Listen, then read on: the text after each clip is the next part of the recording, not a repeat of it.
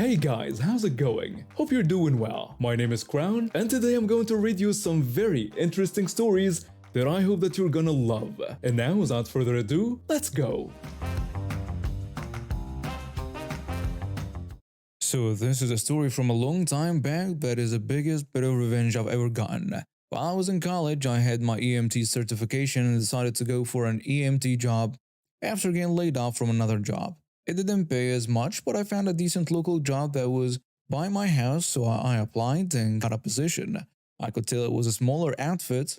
They only had 3 ambulances and were desperate for any transports they could get. One day, at the end of a 10-hour shift, when I was staring at the clock ready to go home, I got a call from the owner, someone I had met only once and usually was home in Seattle. The company was in the Bay Area. He told me that he wanted me to take a call at the end of my shift and he will be putting in a bonus of $50 if I took it. I said why not and had him text us the information. Turns out he wanted us to transport a psych patient in forest trains over 600 miles. It would have easily been a 10-hour drive including LA traffic, and he told us he expected us to turn around and drive back right after. I flatly refused, that this would have put me at 30 hours straight behind a wheel, and I was done and afraid I'd fall asleep and crash. He exploded at me and fired me on the spot over the phone, after trying to convince me to quit verbally first for not doing my job. I was beyond pissed. However, he made one miscalculation in firing me. The previous job I had, I was an intern at the EMS agency, specifically the one who licenses him to allow him to operate. I'd called my old supervisor, a paramedic veteran, before and after being fired with the details of what was going on, and he'd said he'd take care of it, but I never got an update. Luckily for me, EMTs are in high demand, and 2 weeks later, I had a job. I was training at a much more reputable company with over 40 ambulances and the real HR. At training, someone walked in I did not expect, a co-worker from the previous ambulance company. She told me that my old supervisor did a surprise inspection the very next day and apparently ripped the owner a new one and instantly shut him down and listed off a huge list of violations that had to be fixed. The ambulances had expired equipment / lacking certain things. The crew quarters were not proper enough. She told me that most of the EMTs had quit, and the office staff / supervisors only stayed because he was paying them to not leave while he sorted everything. It took him nearly 2 months from what I heard to get everything up to snuff and get business going again. Overall in fines and repairs plus lost staff time were easily over $250,000, along with all the lost income from not operating. Now I am happy and just finished nursing school, so I am no longer a slave driver. So much respect for people who stay as EMTs. It is not fair, but they are paid. A couple things about me that made it really suck to have a food thief. I have a lot of food allergies, so I can't just get lunch at the cafeteria or at a nearby restaurant. I have a new baby who I'm breastfeeding and who I bump for when I'm at work. You know how hungry pregnant people are? Yeah, the caloric requirements for breastfeeding is 100 to 200 calories higher. I am always hungry. Because I have a new baby, half the time I don't manage to show up at work with a lunch. I either run out of time to pack one, or if I do remember, I leave it on the counter. My solution to all of this was to leave lots of non-perishable snacks in my office, and also a lot of candy because I also have a 3-year-old, and therefore work is the only place I can shovel Skittles into my mouth without a little hand extending into my field of vision and a little voice saying, "Please!" Snacks that were specifically free of my allergens, some of which were specialty foods because of this, the type of specialty food that just doesn't taste as good as food that contains the allergen and also costs twice as much. Because I'm not getting a lot of sleep right now, I deserve nice things. So, because I'm not getting a lot of sleep right now, when I first came back from maternity leave, assembled my snack hoard, and started having things go missing, I genuinely thought I was just losing my mind. Boxes of candy were running out faster than I thought I was eating them. I'd come in the morning and things wouldn't be where I'd left them.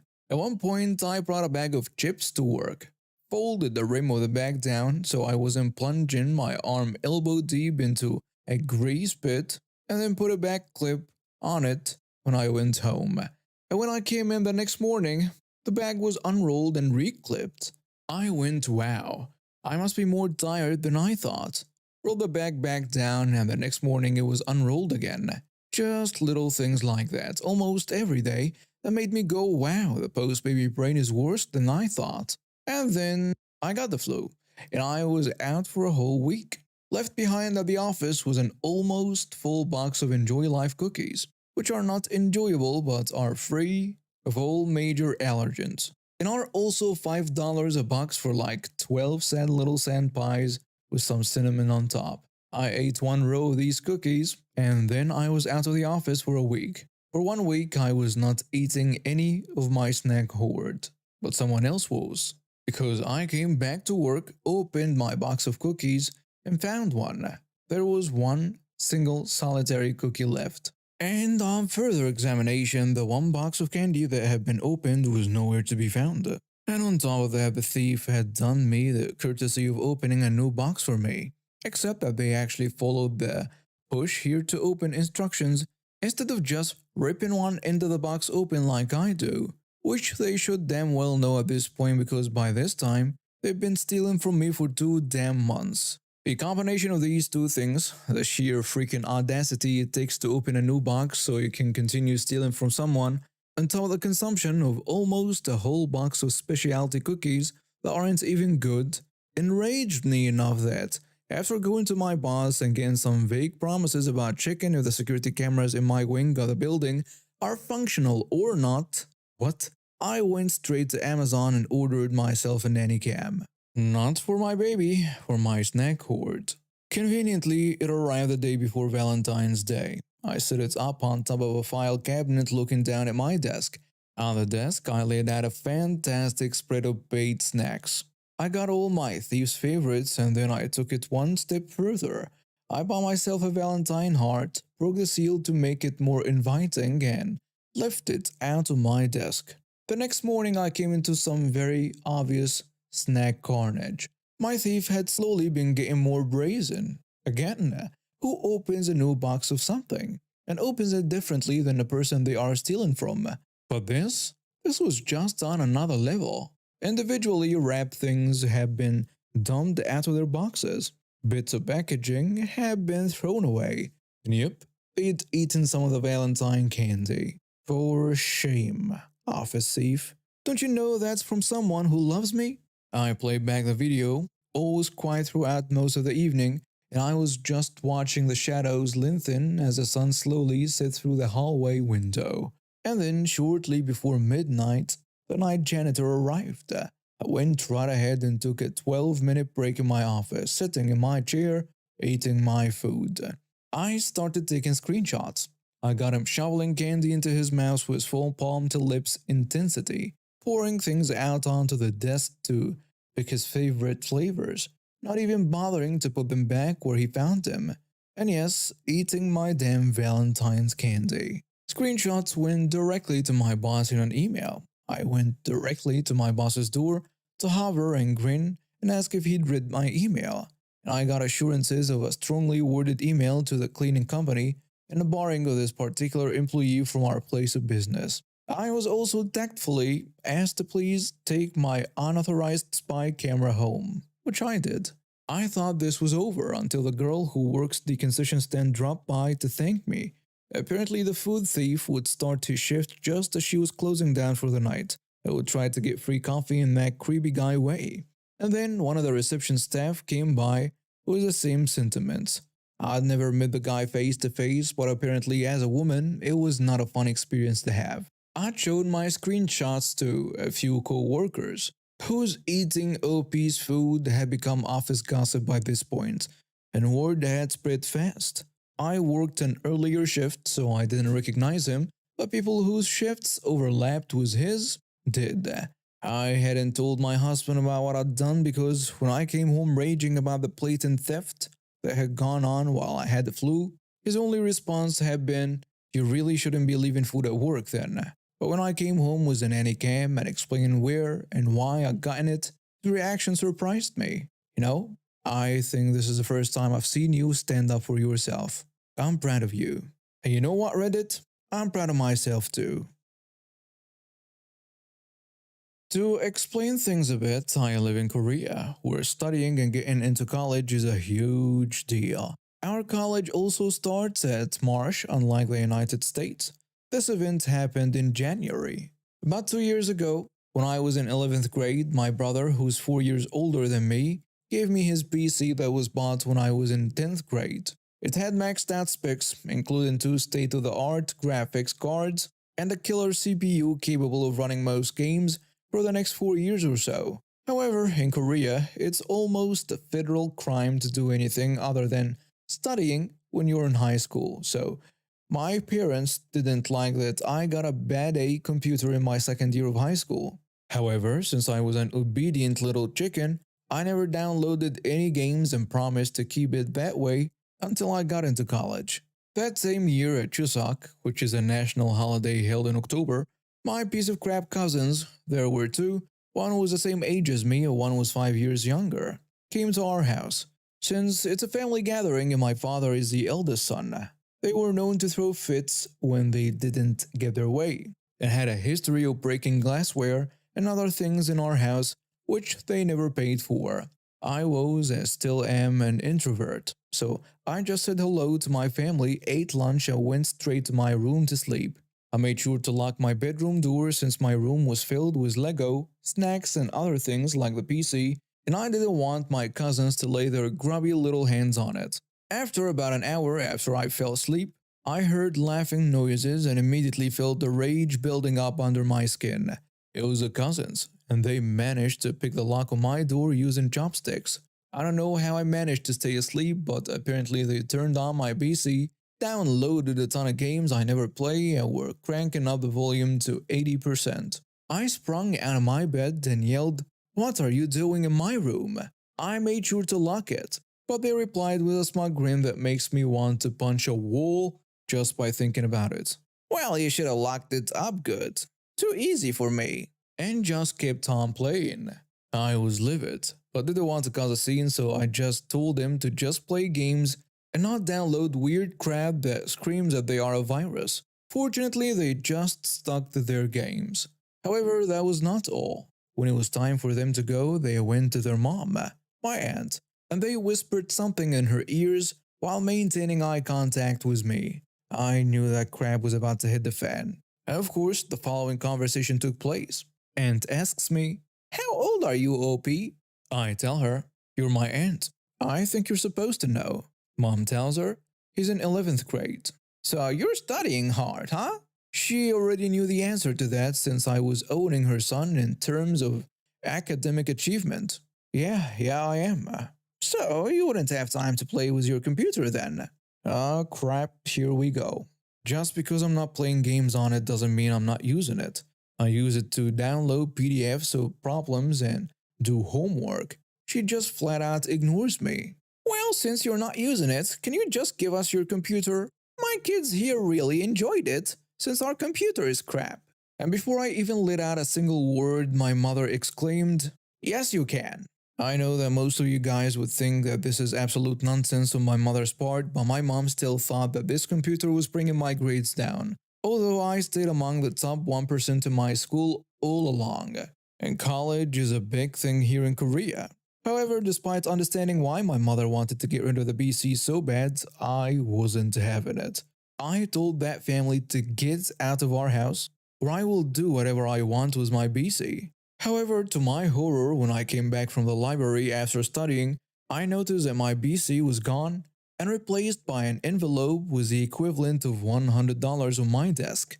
I screamed at my mother for letting her take it. We pretty much stopped conversation for about a month, which was easy to do since I go to school at 7 a.m. and come back home at 2 a.m. After about a month, I still didn't forgive her for that, but I was too busy with my studying to care. After a year in December of 2018, I was admitted into one of the most prestigious engineering universities in Korea. My parents officially didn't give a crap what I did, as long as it was legal and sensible until March of the following year when school started. This also meant that I could play whatever games I wanted whenever I wanted. I got plenty of money from my other family members as congrats, but not the aunts. Surprise, surprise. About $3,000. I planned to buy a new BC when I saw a Facebook post made by my piece of crap cousin who was the same age as me playing games on my stolen BC. It was already too late to care, and since I already decided to get a new one, I almost shrugged it off. Almost. Until a brilliant scheme popped into my head. I went to my mother's phone on voice recording to ask her to get my BC from them so I could use it, since I got into college. However, my mom said that we already gave it to them, and starting conflicts with family members can be a real pain in the butt. This was, of course, the answer that I wanted, since I could clearly state in my recording that they took my BC against my will and practically stole it. My mother admitted to all of the above, unaware that I was recording. Then I started to execute my revenge. Since both my aunts and my house had senior high school students in their house, we did not meet in 2018. However, on Christmas, we decided to have a get together in our aunt's house. Since Chuseok and Lunar New Year was held at our house, the opportunity was too good to pass. My father was planning to go screen golfing with the other men of my family, which meant that he was bringing his golf clubs with him. I snuck in my aluminum baseball bat in his golf bag a day before going to my aunt's house. Furthermore, I went to my bank to withdraw 100,000 ones and 100 coins and put it in a carry-on luggage case. I put everything in a trunk. We left for my aunt's house. After we arrived, we ate dinner and hung out at aunt's house. When no one was suspecting, I went into my cousin's room, and my BC was there. My revenge was to smash it to bits and pieces with my baseball bat and lay it all out on the cousin's bedroom floor just to screw with him. However, a better idea popped into my head. Since the cousin room was on the second floor and he was out on a gravel yard playing with his little brother, I decided to just chuck it out of his window with all my strength. I opened his window, disconnected all the wires, and waited for him to see what was about to happen. After about 30 seconds after opening the window, we made eye contact. He saw the PC in my hands. He just froze. I did not. I yelled, "Screw you and screw this PC." And I threw it out of the window. The sound was magnificent. Everyone went out to see what the sound was, and my cousin was yelling that he will kill me. My aunt screamed, and so did the cousin's brother. It was a crap show. I came down to see the whole aunt's family members red with rage, except for aunt's husband, my uncle, who was too drunk to understand what was happening, and started screaming obscenities at me. I didn't listen to any of the insults, nor did I care what they said about me. Just wanted to hear one thing. It soon came out of my aunt's mouth. "We paid you. Why would you do this? This is vandalism." I smiled and sent my cousin and my aunt the recording that they took it against my will. I went straight to our family car to take out the carry-on luggage case with 1,101 coins and poured it on their living room floor. "Here is your money. Good luck finding a PC with that." That was as I just left. I hopped on a subway and went straight home, ignoring all the text messages and phone calls. After my mom came, she told me that because of me, we would never see them again, and it was all my fault. I didn't care. However, what surprised me was my father's reaction. After the rant from my mother, my dad silently came into my room and said, "Good job." I didn't know it then, but the uncle, who was also a piece of crap when my father was a kid, when my grandmother was dying, the only thing he cared about was how much of the money was going to him. I guess douchebaggery is a genetic trait. My father also said he's a plastic surgeon. He could have bought them a PC of their own, but he didn't because he was a cheapskate. After that, I haven't seen the uncle since, but we still see my other uncles who are way nicer than my cousin's father. The reason I'm posting this now is because I just learned that the university that the cousin attends had just filed for bankruptcy for corruption and unpaid debts. Ha. Alright, so my best friend is finally getting married. As a best man, I'm way far behind on things such as getting my own formal wear tailored, as I've lost a ton of weight over the past year. Also, being Valentine's Day, the wife and I decided to go to the appointment at the local shop together before grabbing some wings and beers for happy hour. As I'm standing in the mini fun house of mirrors, with what appears to be a 207-year-old Asian lady controlling my every move, only saying no, no, no anytime I even shift my weight, I hear a man roughly 6 feet, 200 pounds saying, "Excuse me," over and over again. Assuming he's looking for another member of staff, the three of us ignore him entirely. Finally, after the third or fourth "excuse me," the guy screams, "Are you effing deaf?" as he grabs my wife's arm and spins her around violently. Now, my wife is 5 feet and about 105 pounds. However, being the daughter of a retired USAF colonel and current agent to the Alphabet Gang and retired Navy lieutenant herself, my wife has years of training in a few schools of martial arts, such as Krav Maga and Taekwondo. As this man spun her around and towered over her, she elbowed him in a diaphragm and firm but gently pushed him back away from her while stating, "I don't work here and keep your hands off of me." Having God knows how many needles and such all throughout my inner thigh and nether regions, I wasn't really able to move, so I did the next best thing and attempted to tell the guy to F off and leave my wife alone. Before I could get the words out, however, old boy had decided to charge my wife in a full fighting stance. With nothing else really to do, my wife took a half step back into a stance I am used to seeing on Saturday mornings as I meandered into the basement with a cup of coffee. As the dude draws back a punch, leaning all of his weight into it, the wife spins, and as he comes back around the Doc Marten she's wearing connects with the side of Guy's face. Poultry pattern. Unlike in the movies, he didn't go flying through the air spinning, his trajectory immediately changed to that of a crashing airplane. Fully unconscious, dude turned into one of those circular racks of clothing, almost completely disappearing inside. Finally, another member of staff comes running, saying the police are on their way. It took about 3 minutes for the police to arrive, and as he walked in, the dude was just finding his way out of the tangle of expensive dress clothes I thought would be his tomb.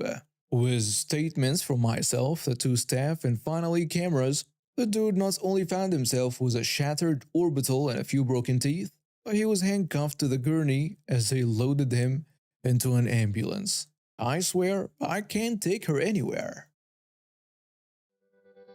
And now we have reached the end of today's stories. Thank you for watching and see you next time.